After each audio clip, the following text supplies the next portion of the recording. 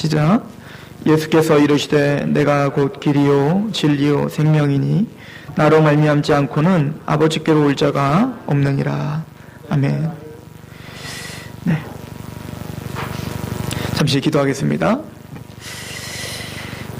복음 앞에 불러주신 하나님, 우리 눈을 여셔서 하나님을 알게 하시고 그 복음의 위대함과 그 복음의 능력을 알게 하신 하나님, 미련한 우리를 지혜롭다 하시며 죄인된 우리를 의롭다 하시는 하나님 앞에 우리가 예배를 드리오니 오늘 말씀 중에 거하여 주시옵시고 이 말씀으로 예수 그리스도를 더 영화롭게 하여 주옵소서.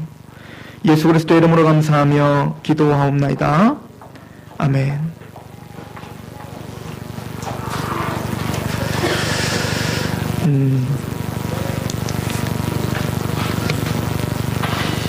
요한복음에 보면 오늘 말씀에서 말씀하시듯 내가 곧 길이요 진리요 생명이니 나를 말미암지 않고는 아버지께로 올 자가 없다. 그래서 예수님의 복음 외에는 다른 길이 없다. 이것이 성경의 가르침입니다. 구원받은 하나님의 백성들의 삶의 목적은 그 예수님의 복음을 더 깊이 있게 알아가는 것이 우리의 기쁨이 되어야 되는 것이고, 그 복음을 더 깊이 알아서 하나님을 더 알아가는 것이 저와 여러분들의 삶의 목적이 되어야 됩니다. 우리는 실용주의적인 문화 가운데 살고 있기 때문에 나에게 돈이 되고 나에게 양식이 되는 거에만 관심이 있죠. 세상적인 거에 관심이 있는, 그래서 모든 문화의 형태도 그렇게 가요. 신앙도 마찬가지로 실용주의 신앙으로 우리가 많이 치닫는 시대에 살고 있습니다. 그래서 나에게 직접적인 삶에 연관이 된 메시지를 선호하고 또 그런 메시지를 찾고자 성경을 묵상하는 시대에 살고 있습니다. 그러나 하나님이 우리에게 알려주시는 우리 신앙의 목적과 우리 인생의 모든 목적은 하나님을 알아가는 거라고 성경은 말하고 있어요. 예레미야서 9장 23절에 여호와께서 이와 같이 말씀하시되 지혜로운 자는 그의 지혜를 자랑하지 말라. 용사는 그의 용맹을 자랑하지 말라. 부자는 그의 부함을 자랑하지 말라. 자랑하는 자는 이것으로 자랑할지니 곧 명철하여 나를 아는 것과 나 여호와는 사랑과 정의와 공의를 땅에 행하는 자인 줄을 깨닫는 것이라. 나는 이 일을 기뻐하노라. 여호와의 말씀이니라. 우리가 마땅히 자랑해야 될 것은 돈도 아니고 지혜도 아니고 명예도 아니고, 우리가 자랑할 것은 내가 하나님을 압니다를 자랑하라는 거예요. 여호와 하나님이 얼마나 사랑이 많으신지, 여호와 하나님이 얼마나 정의로우신지, 여호와 하나님이 얼마나 공의로우신지 그것을 깨달아라. 그것을 알아라. 하나님은 그것을 기뻐하신다라고 말하고 있습니다. 호세아서 6장 6절에도 나는 인애를 원하고 제사를 원치 아니하며 번제보다 하나님을 아는 것을 원하노라. 그러니까 우리가 교회를 다니는 모든 목적은 하나님을 아는 거예요. 하나님이 누구신지를 제대로 알고 그분의 통치와 그분의 사랑과 그분이 얼마나 정의로우신지, 그분이 얼마나 신실하신지, 그분이 얼마나 편지하신지, 그분이 우리를 어떻게 인도하시는지 그 하나님의 원리를 알아가는 거예요. 그것이 우리가 숨을 쉬고 사는 목적이라는 거예요. 그러나 어느덧 교회는 하나님을 교리적으로 알고 성경적으로 묵상하고 그 하나님이 얼마나 광대하신지를 아는데 열심을 내는 것을 포기해버렸단 말입니다. 그 결론이 모든 교회가 복음이 사라졌다는 것입니다. 십자가의 은혜와 그 복음, 그 감격, 유일한 구원의 길, 이거에 대한 체험도 없어졌고 또 그거에 대한 중요성도 없어진 거예요. 교회 오면 단순히 마음이 편해지고 또 성경에서 자랑하지 말라는 부함, 자랑하지 말라는 용맹, 자랑하지 말라는 그 지식과 지혜를 자랑하는 도구로 복음을 사용하고 있다는 것입니다. 성경은 그 하나님을 알아가는 것에 하나님의 목적이 있는데, 그래서 하나님은 인간을 하나님을 아는 데 목적을 두고 말씀을 통해서 깨닫는 것이 목적이 있는데, 사탄은 그것이 싫었던 겁니다. 하나님을 알 수 있는 유일한 방법은 복음을 제대로 아는 것입니다. 복음을 제대로 알지 못하면 우리가 아무리 교회를 열심히 다녀도 우리는 하나님을 알지 못하는 거예요. 제사를 아무리 많이 드리고 교회를 아무리 우리가 최선을 다해서 다닌들지라도 영어에 하는 지식이 없다면 우리는 교회 다 헛것이라니까요. 이것이 성경의 주장이라면 우리는 진지하게 하나님의 복음과 하나님이 누구신지를 배우는 것에 대한 열망과 열정이 있어야 되는 거예요. 사탄은 항상 복음에 대해서 알 수 없도록, 예수님과 복음과 진리가 무엇인지를 알 수 없도록 방해하려고 합니다. 그것이 사탄이 하는 역할이에요. 사탄은 고린도후서 4장 4절에 이 세상 신이 믿지 아니하는 자들의 마음을 혼미케 하여 그리스도의 영광의 복음의 광채가 비치지 못하게 함이라. 복음을 제대로 깨닫지 못하도록 사탄이 가로막고 있는 거예요. 그러므로 구원받은 하나님의 백성 외에 다른 많은 사람들은 복음을 알지 못합니다. 왜냐하면 사탄이 그들을 가로막고 있습니다. 요즘에 여러분들이 인터넷을 통해서 기독교에 대해서 심각한 비판을 또 심각한 비평을 하고 있는 목소리를 들을 수 있어요. 저 지난주에 봤던 것 중에 하나는 동양대 교수인 진중권 교수, 굉장히 유명한 사람이죠. 문화비평가로 유명한 사람인데 그분도 원래 교회를 다녔다는 거예요. 근데 요즘에 교회 다니는 것을 지금 그만두고 싶다는 겁니다. 그 이유에 대해서 여러 가지를 이야기합니다. 기독교에 대한 비판, 예의가 없고 배타적이고 독단적이고 오만하고 교만하고 고집쟁이라는 거죠.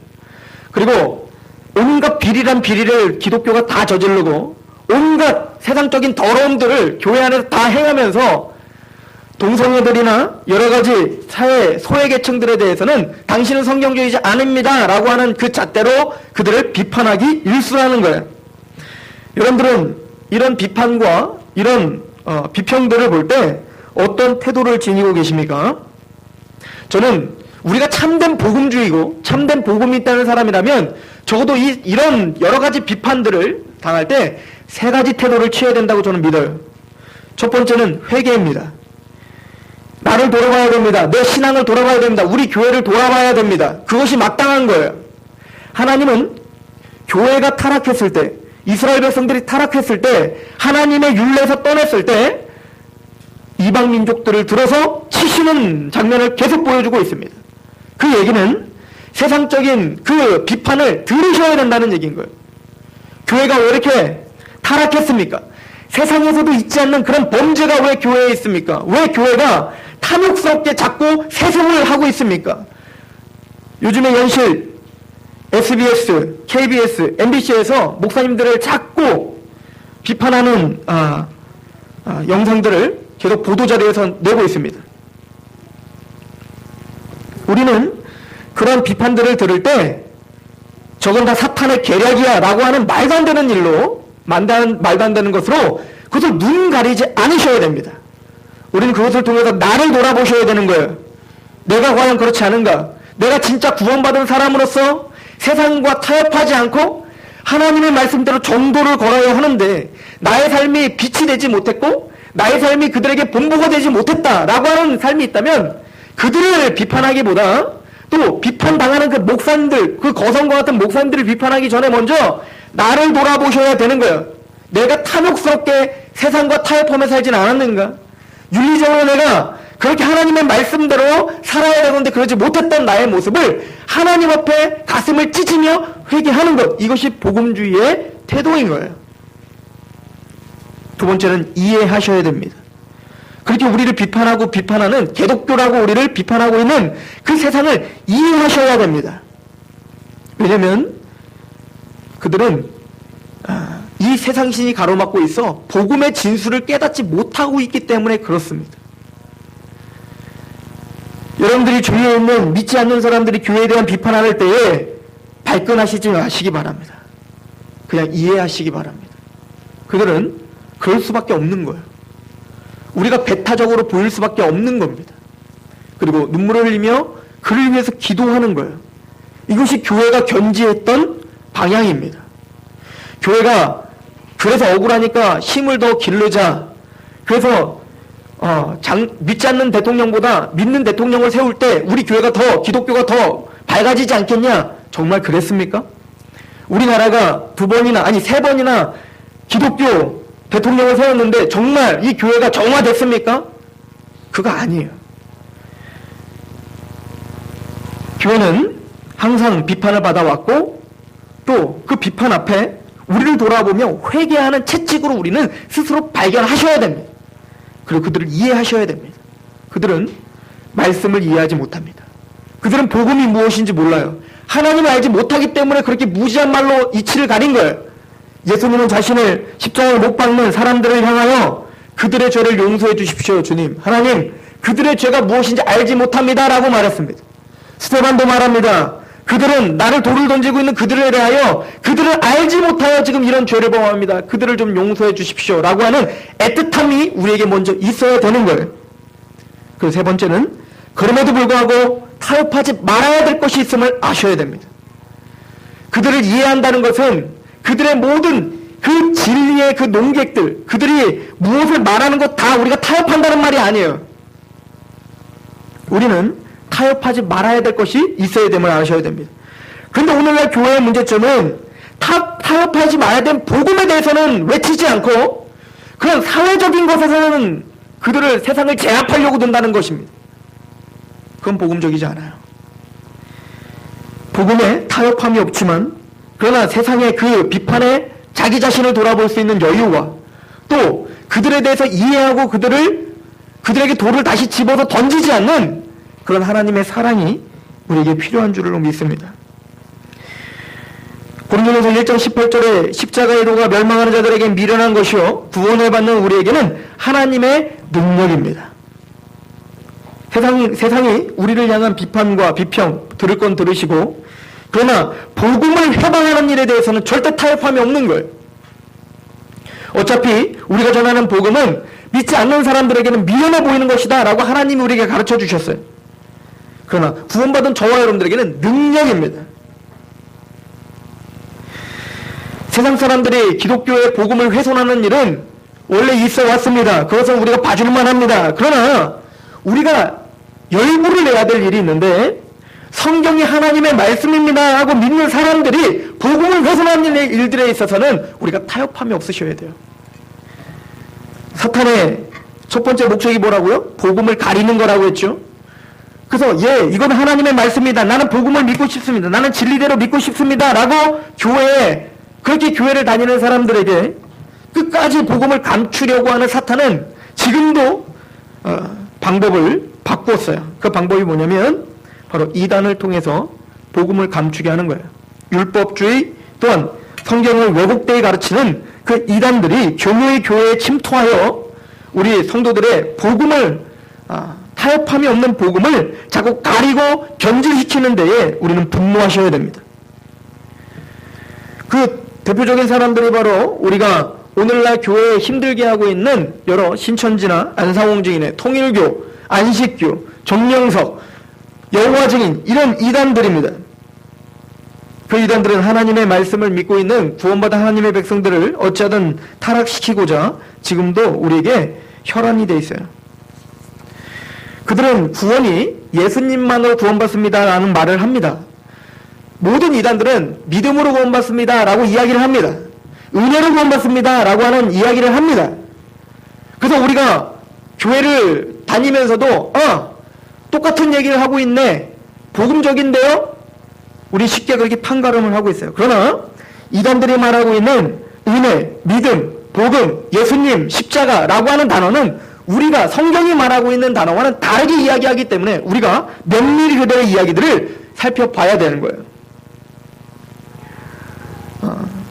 예를 들어서 신천지 같은 경우에는 예수님을 하나님으로 믿지 못하게 합니다. 왜냐하면 신천지는 이만희 씨를 보혜사, 성령, 또 재림주라고 믿게 하기 위해서 그들은 우리가 사용하는 모든 단어들을 다 사용합니다. 은혜, 십자가, 예수 다 사용한단 말이에요. 그런데 그들의 통일교, 또 안상홍 증인의 신천지, 이 모든 단체들의 공통점은 구약시대에는 여호와라고 하는 신이 우리에게 구원을 베풀고 우리에게 인도하셨다. 그런데 신약시대에는 이제는 예수를 통하여 우리를 구원하신다는 거예요. 그래서 구약시대에 있었던 그 여호와가, 그 여호와의 영이 예수님이 세례를 받으실 때 그 예수라고 하는 사람이 있는데 그 사람에게 그 하나님의 영이 들어가서 바로 그분이 바로 하나님이시라는 거죠. 다른 말로 하면. 그리고는 그 예수님은 가르치셨는데 나중에 이렇게 가르치십니다. 내가 다시 오겠다. 내가 다시 오겠다라고 했고 보혜사 성령을 보내주겠다라고 한 거예요. 그랬더니 이제는 이 시대에는 바로 성령 시대인데 바로 그 예수님이 하나님의 영이 예수라고 하는 사람에게 들어간 것처럼 이제 예수님 그 육체가 다시 오시는 게 아니라 그 예수라는 분이 영으로 다시 보혜사로 이 땅에 오신다는 거예요. 그래서 예수라고 하는 사람에게 하나님의 영이 들어간 것처럼 오늘날 살아가고 있는 어떤 사람이 있는데 그 사람에게 하나님의 영이 예수님에게 임하듯 예수의 영이, 성령이 그에게 임했다는 거예요. 그게 바로 구원자라고 이야기하는 거예요. 그래서 모든 이단들은 공통적으로 문선명, 그리고 정명석, 이만희, 또 안상홍, 그 모든 자들은 노아 시대 때는 노아가 구원자였고 다니엘 시대는 다니엘이 구원자였고 또 아브라함 시대는 아브라함이, 그런 것처럼 시대별로 하나님은 구원자를 따로따로 두셨다는 거예요. 그래서 예수님 시대는 예수라고 하는 구원자를 믿게끔, 그리고 오늘날은 오늘날 시대의 구원자가 있는데 그게 바로 문선명이고 그게 바로 이만희 씨고 그게 바로 안상홍 씨라는 거예요. 그러나 성경은 이 모든 것들을 다 거부하고 있죠. 에스겔서 14장 14절에 비록 노아, 다니엘, 욥 이 세 사람이 거기에 있을지라도 그들은 자기의 공의로 자기의 생명만 건지리라. 나 주 여호와의 말이니라. 성경은 반드시 노아나 다니엘과 욥이나 다윗이나 모세나 아무리 훌륭한 사람이 있을지라도 그 사람들은 자기의 믿음으로 자기만 구원받는 거지 누구를 구원시킬 수 있는 능력이 사람에게 있다 없다? 없다라고 이야기를 하고 있는 겁니다. 그런데 이런 시각이 단순히 우리가 말하는 그 이단들에게만 있는 게 아니라 카톨릭에도 이런 시각이 있단 말입니다. 우리 스스로 구원을 못 받아요. 우리는 그래서 성 바오로, 성 베드로와 같은 그 뭔가 더 우리가 원래 하나님의 의가 100이라면 200, 300까지 더 성스럽게 살았던 사람들, 성 테레사 수녀 같은 그런 사람들은 이만큼 더 잉여 의가 있다는 거예요. 그래서 그게 아깝잖아요, 버리기가. 그러니까 구원받은 우리는 죽었다 깨나도 하나님의 거룩함에게 살지 못하거든요. 그러니까 그 의를 우리에게 어떻게 나눠준다는 거예요. 마리아가, 성 베드로가, 그 인간이 성경을 정확하게 위배하고 있는 것입니다. 그런데 더 무서운 것은 차라리 카톨릭은 우리와 종교가 다르니까 라고 생각하면 돼버리고 이만희나 신천지나 똑같은 거네요. 신천지나 안상홍 증인이나 정명석이나 그런 통일교나 아예 그건 성경적이지 않구나 라고 해버리면 되는데 오늘날 또 문제가 되는 것은 교회 안에 정통 교회라고 하는 이름하에 이 복음을 희석시키는 집단들이 생기기 시작한다는 것입니다. 그 대표적인 게 바로 WCC예요. 2013년도 좀 있으면 이제 부산에서 WCC 모임이 있습니다. 우리 성도들은 그게 뭔지 모를 거예요. 처음 들으실 겁니다. 그러나 지금은 통합 측을 비롯하여서 여러 교단들이 너나 없이 그 WCC를 홍보하고 있어요. 제가 이 설교를 하는 이유는 서산에서도 그 WCC가 옳다라고 하는 집회를 어느 큰 교회에서 연다는 것 때문에 제가 이것을 다룰 수밖에 없었어요. WCC는 세계기독교협의회라고 하는 공동체입니다. 그 WCC에 참석하고 있는 교단은 일부 장로교, 감리교, 성결교, 그리고 동방정교회, 그리고 성공회까지 다 포함이 되어 있습니다. WCC의 문제는 성경에서 말하는 복음, 예수 그리스도의 유일한 복음, 그 유일성을 훼손하는 데 있어서 굉장히 심각성이 드러나고 있어요. 그들은 에큐메니칼 운동이라고 해서 연합, 교회의 연합, 교회가 분리되는 것이 사탄이 하는 역할이었으니까 우리는 교회가 연합하면 된다라고 하는 거예요. 물론 맞습니다. 하나님은 몸된 이 교회가 분리가 되는 것 너무너무 위험한 일인 거예요. 너무너무 하나님이 아파하는 일입니다.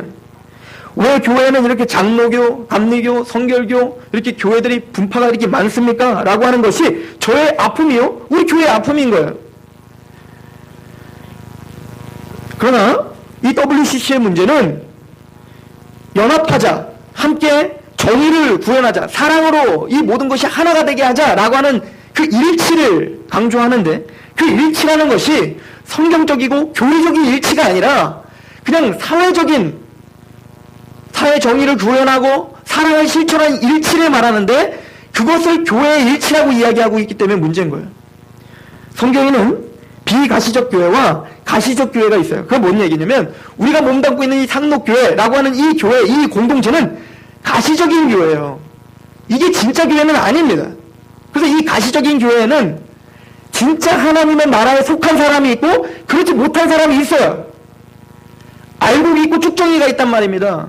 교회는 다니고 있지만 진짜 복음을 이해하고 복음 가운데, 십자가 가운데 내 마음을 헌신하고 있는 그 예수님만이 복음의 길이구나 라고 그렇게 고백하고 있는 진짜 교회가 있고, 우리가 물론 성례도 같이 받고 우리 같은 공동체로서 교제를 해서 열려있단 말입니다. 교회는 다 열려있어요. 누구나 올 수 있는 거예요. 그러나 복음을 받아들인 진짜 교회가 있는 거예요. 그런데 이 WCC는 그 교회의 연합이라고 하는 것을 단순히 함께 일을 하는 것으로 교회의 연합을 말을 하는 거예요. 자, 예를 들어서 1990년도 바르선언문이라는 게 있어요. 이 WCC에서 선언했던 내용인데, 질문은 이겁니다. 잘 들어보십시오. 하나님은 나의 이웃인 힌두교도의 기도를 들으시는가? 라고 하는 질문을 한 겁니다. 나의 이웃인 힌두교도, 하나님과 복음의 유일성을 믿지도 않는 그 힌두교도들의 기도를 정말 들으십니까? 라고 하는 질문을 했습니다. 그 대답 첫 번째, 종교적 다원성에 대한 신학적 이해입니다. 일반 은총은 하나님이 주는 일반 은총, 비도 내려주시고 햇빛도 내려주시고 우리에게 나라를 주시고 우리에게 윤리를 주시고 양심을 주신, 그게 일반 은총이라고 하는데, 그 일반 은총을 구원의 영역까지 우리는 인정해야 됩니다. 그 힌두교도 사람들도 우리는 알 수 없지만 하나님의 일반 은총 가운데 뭔가 구원의 길을 열어주셨을 겁니다 라고 하는 것을 견지하는 거예요. 두 번째, 기독론과 종교적 다원성. 이게 뭔 얘기냐면, 그리스도의 구속의 사건, 십자가의 죽으심의 사건은 종교를 넘어서 사랑의 차원에서 봐야 됩니다 라고 하는 거예요. 그러니까 십자가에서 예수님이 죽으신 것은 단순히 예수님 그걸 믿고 내가 구원받고 칭의받고 거듭나는 게, 그것을 넘어서서, 종교를 넘어서서 기독교를 넘어서서 그렇게 다른 힌두교일지라도 거기에도 그리스도의 피와 사랑이 있을 수 있습니다 라고 하는 거예요. 세 번째, 성령과 종교적 다원성. 성령님의 역사는 이 교회를 넘어서서도 있기 때문에 구원의 사역에서도 있을 수 있다는 거예요. 이게 맞습니까? 오직 예수 그리스도 외에는 다른 길이 없다라고 말씀하셨던 그 하나님의 복음의 유일성을 훼손시키는 말입니다. 또한 그들은 하나님의 영감 있는 이 말씀을 훼손시킵니다. 이 말씀은 축자 영감을 믿어요. 우리는 한 글자 한 글자 다 하나님이 영감해 주셔서 하나님이 이 말씀, 정확 무언 말씀을 주셨습니다를 받아들이는 거란 말입니다. 그런데 그들은 이 말씀은 하나님이 주셨기는 건 인정하지만 사람이 쓴 것입니다. 그러므로 비평해야 되고 문학 비평, 역사 비평을 통해서 해석을 해야 된다는 얘기예요. 누가 해석의 주관이 되는 겁니까, 그럼? 그러니까 이거는 하나님의 말씀도 있고 하나님 말씀이 아닌 것도 있다는 건데, 그럼 누가 그거를 골라내는 겁니까? 사람이 하나님의 말씀을 비판하겠다는 거예요.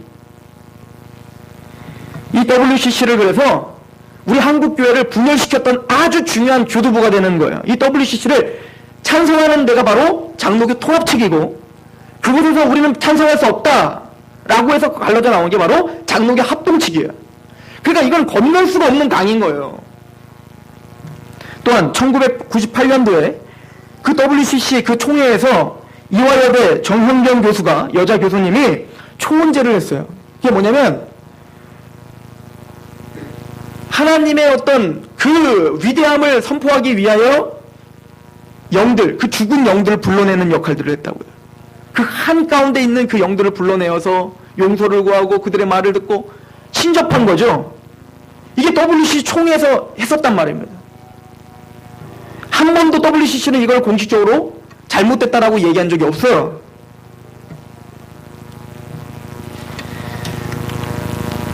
즉 우리는 다원주의적인 사고 가운데 기독교도 어느샌가 복음의 유일성을 훼손하고 있는 시대에 살고 있는 거예요.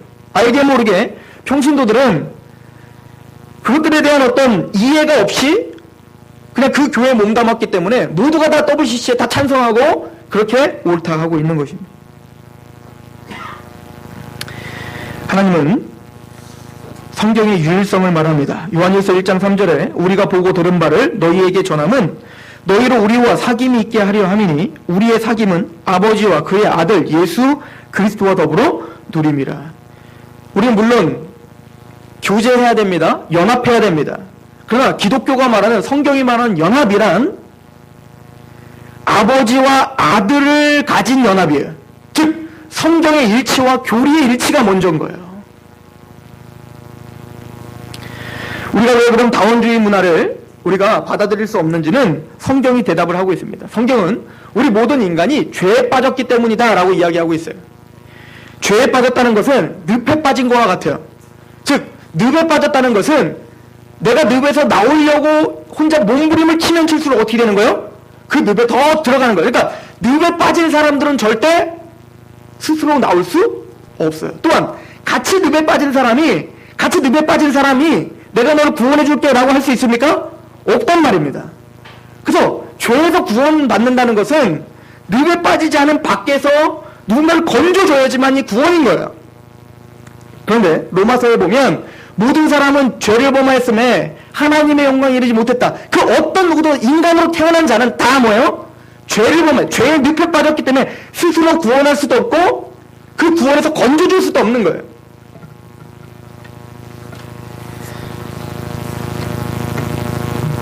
석가모니가 불교에 붙다가 왕자로 호의호식하며 살다가 밖을 나가봤더니 사람들이 너무 고통스러워합니다. 가난에 찌들고 죽음과 질병에 노출되어 있는 것을 깨닫게 됩니다. 그것을 네 가지의 고통이다라고 깨달은 거예요. 생사, 뭡니까? 생로병사. 이것이 바로 인간에게 있는 스스로 해결할 수 없는 어떤 고통이다. 사는 게 고통이에요. 그죠? 죽는 게 고통이고 또 병드는 게 고통이에요. 그런데 이 고통에서 건져줘야 되는데 이 불교의 이 시다르타는 이것을 좀 이기기 위해서 고행을 하기 시작합니다. 고행. 그 당시에 힌두교는 고행을 통한 깨달음을 강조했기 때문에 고행을 하는데 고행을 아무리 막 해도 이게 깨달아지질 않는 거예요. 그러니까 이 시다르타가 어떻게 했냐면 보리수 밑에서 7일 동안 가만히 과자 들고 가만히 있었더니 그때 깨달아진 거예요. 고행을 통해서 구원받는 게 아니구나. 깨달아야 구원받는구나를 깨달았단 말이죠. 그런데 어느 순간 기독교가 고행을 통해서 구원받는 종교로 전락해버렸어요. 내가 뭔가를 해야지. 뭔가 40일 금식 기도를 하고 내가 뭔가를 하고 주님 앞에 내가 뭔가를 희생하고 그래야 구원받는 율법주의로 어느 순간 불교를 따라가고 있단 말입니다. 아니 석가모니도 그게 아니라고 얘기했는데 근데 이 석가가 깨달은 게 있다는 거예요. 바로 이 생로병사를 이길 수 있는 방법은 바로 이 번뇌의 불길이 우리에게 있기 때문이다 라고 하는 번뇌의 불길. 즉 이 번뇌라는 건 탐욕과 욕심이 우리를 들끓기 때문에 이 욕심이 눈으로 보는 게 불에 타게 하고 우리가 뭔가 보면 그 마음에 불이 타게 하는 거예요. 그러니까 막 갖고 싶어 죽겠고 막 보고 싶어 죽겠고 하여튼 뭔가 내가 채우고 싶어 죽겠고 이 번뇌 때문에 인간이 그렇게 고통스러운 거다라고 깨달은 거잖아요. 그런데 이 사람은 열반에 올라야 된다는 거예요. 열반이라는 게 뭐죠? 그 불을 꺼트리는 거거든요. 탐욕도 없이 정말로 깨끗하고 빈 상태가 되는 거. 막 공수해 공수어 이거를 깨닫는 순간 그게 열반이고 해탈이다 라고 말하는 거예요. 그래서 이 불교는 네가 스스로 끌 수 있다는 거예요. 그럼 어떻게 끌 수 있단 말입니까? 그게 8정도인데 여러분도 한번 해보세요. 끌 수 있나? 8정도. 바른 견해를 갖고 바른 생각을 하고 바른 말을 하고 바른 행동을 하고 바른 직업을 갖고 바른 노력을 하고 바른 기억을 하고 바른 집중을 하는 거 누가 몰라요? 이게 안 된다니까요. 이게. 근데 불교는 계속 말하는 거예요. 그거 네가 하라는 거야. 네가 네 안에 뭡니까? 부처가 있다니까 너 안에 바른 생각을 하고 바른 견해를 하면 네가 그렇게 그걸 껐을 수 있다니까? 해보십시오. 됩니까? 안 되는 거예요, 이게. 그래서 불교는 네가 그걸 꺼야 된다는 거고 예수님은 너 그거 못한다는 거예요. 해봐라, 얘들아. 못한다니까? 아마 이 석가모니에게 예수님이 그랬을 것 같아요. 난 깨달았습니다. 그래? 네가 정말 그 마음에 아무것도 없더냐? 예수님이 바리새인과 서기관들을 물어본 것처럼 또 물어봤을 거란 말입니다. 웃기지 말라는 거야. 인간은 절대 그 탐심과 탐욕을 꺼트릴 수 없다는 거예요, 스스로. 그래서 누구를 바라보라는 거예요? 나를 바라보라는 거예요. 예수님을 바라보지 않으면 너는 그 어떤 구원도 있을 수 없다는 것입니다. 그런데 어떻게 우리가 그런 타종교들과 손을 맺을 수 있습니까?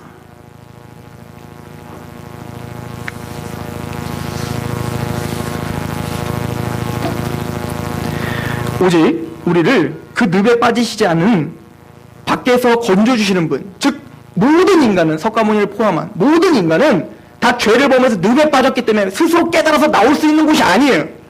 그래서 하나님이신 분이, 인간은 다 죄를 범했으니까 죄에 빠지지 않은 하나님인 분이 밖에서 건져주셔야지만 구원받는 거예요. 그래서 예수님은 하나님이시라고 말씀하시는 거예요. 내가 바로 그 하나님이다 라고 말하는 겁니다.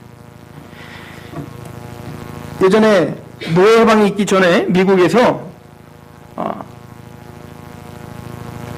노예들이 자꾸 도망을 가는 겁니다. 너무 힘드니까. 착고에 매여서 그 고통이 너무 심하니까 도망을 가요. 근데 어떤 한 노예가 그 주인의 돈을 다 들고 도망을 가버린 겁니다. 그런데 그 노예가 잡혔어요. 그럼 그 노예는 어떻게 될까요? 사형입니다. 그냥 사형하면 돼요. 죽이면 됩니다. 왜요? 그 주인의 돈을 훔쳐서 달아났으니까. 자, 그렇다면 그 노예를 한번 살려봅시다. 살 수 있는 방법이 있을까요? 노예가 집을 나가서, 그 힘들어 너무 집을 나가서 돈을 벌었어요. 그 돈을 가지고 불려가지고 엄청난 돈을 벌었다고 합시다. 그럼 그 돈을 가지고 그 주인에게 갚을 수 있을까요? 갚을 수 없어요. 왜냐면 그 노예가 자체가 누구 거예요? 주인 거기 때문에 그 노예가 벌은 돈은 다 누구 거예요? 자연스럽게 주인 것이에요. 그렇기 때문에 이 노예는 사형이라는 것밖에는 언도를 내릴 수밖에 없어요. 그러나 그 노예가 살 수 있는 방법이 딱 하나 있습니다. 뭐냐면 노예된 신분이 아니라 주인과 동등된 신분이 대신 그 돈을 갚아주면 돼요. 그리고 노예를 자기가 돈을 지불해서 사면 되는 거예요. 마찬가지로 우리가 인간이 하나님 앞에 범죄함을 저질렀다는 것은 우리 스스로 갚을 수 없는 죄인 거예요. 하나님 앞에. 그래서 우리 스스로는 도대체 갚을 수가 없어서 우리의 죄된 신분으로는 갚을 수가 없어요. 늪에 빠진 사람은. 그래서 하나님과 동등되신 분이 우리의 죄값을 대신 갚아줘야지만이 살아날 수 있는 거예요. 그게 바로 예수님인 겁니다. 그래서 하나님이신 그분이 이 땅에 육신을 입고 이 땅에 오실 수밖에 없었던 거예요. 그 이유는 뭐죠? 자기의 목숨을 바쳐 우리의 죄값을 대신 갚아주는 것밖에 우리는 구원의 길이 없기 때문입니다. 창세기 9장 5절에 보면 내가 반드시 너희의 피, 곧 너희의 생명의 피를 찾으리니 짐승이면 그 짐승에게서, 사람이나 사람의 형체면 그에게서 그의 생명을 찾으리라. 무슨 얘기죠? 사람이 범죄하면 그 사람의 피값은 누구에게 물어야 돼요? 그 사람의 피로 다 대신해야 돼요. 우리 모든 인간의 죄를 담당하기 위해선 피가 필요했습니다. 사람이 죽어야 돼요. 그래서 하나님이신 그분이 우리와 똑같은 육신의 모습을 입고 이 땅에 오셨던 거예요. 왜요? 그분은 죄에 빠져본 적이 없는 하나님이신 거룩한 우리의 제물이 되시기 때문에 그렇습니다. 그리고 우리가 지었던, 우리가 죽어야 될, 피로 갚아야 될 것을 예수님의 피로 대신 갚아주신 거예요. 그분은 우리의 신분이 아니십니다. 그분은 하나님이십니다. 그분은 하나님이시지만 우리를 위하여 십자가에 죽으신 참 하나님이시며 참 인간이십니다. 그래서 우리는 이걸 믿는 겁니다. 로마 4장 5절, 이를 아니할지라도 경건하지 아니한 자를 의롭다 하시는 이를 믿는 자에게는 그의 믿음을 의로 여기신다. 우리가 의롭다함을 받고 거룩하게 되는 방법은 오직 그 예수님이 나를 위해서 십자가에 죽으셨다. 그래서 예수님이 이 땅에서 사는 동안에 우리는 죄를 수도 없이 짓고 있지만 그 예수님은 30평생 모든 삶 속에서 죄가 한순간도 없었다라고 하는 거예요. 그게 바로 의죠. 죽기까지 복종하신 그 의, 그것이 내 것이 됐다라고 믿는 겁니다. 그 믿을 때 우리를 의롭다 해주신다라고 말합니다. 고린도서 5장 21절에 하나님이 죄를 알지도 못하신 이를 우리를 대신하여 죄로 삼으신 것은 우리로 하여금 그 안에서 하나님의 의가 되게 하려 하심이라. 이게 바로 하나님의 의가 될 수 있는 유일한 방법이다라고 이야기를 하시는 거예요. 우리는 이 십자가 부활을 통해서만이 하나님을 알 수가 있어요. 죄를 얼마나 심각하게 생각하시는지, 예수님의 처절한 십자가를 통해서 우리가 지금 예수님을 부인하며 그렇게 죄를 짓고 있는 것이 얼마나 하나님을 진노케 하는지를 배웁니다. 그런데 그 진노를 자기 아들에게 퍼부어 두시는 것을 통해서 하나님이 우리를 얼마나 사랑하시는지를 보게 됩니다. 이 복음은 그 어떤 것과도 타협할 수 없는 복음입니다. 저는 우리 모든 성도들이 이 복음을 더 깊이 연구하시길 소망합니다. 또 이 복음 가운데 감격하시길 소망합니다. 그리고 배타적이고 독단적이라는 말을 이 복음 때문에는 들으시길 바랍니다. 그러나 우리의 삶 속에서 사회적이고 윤리적이고 도덕적인 것들에 대해서는 우리가 겸허하게 회개하며 하나님 앞에 용서함을 구하고 하나님 앞에 더 나가는 그런 계기로 삼으시길 소망합니다. 기도하겠습니다.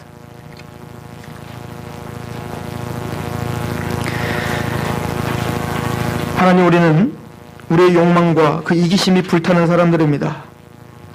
그래서 오늘 우리에게 떡이 되고 밥이 되는 것에만 혈안이 되는 그런 이기적인 사람들입니다. 그럼에도 불구하고 하나님은 하나님을 알기를 원합니다. 하나님은 자기 자신을 우리에게 드러내 주시며 당신님을 우리에게 알게 하시는 그 일에 열심을 내십니다.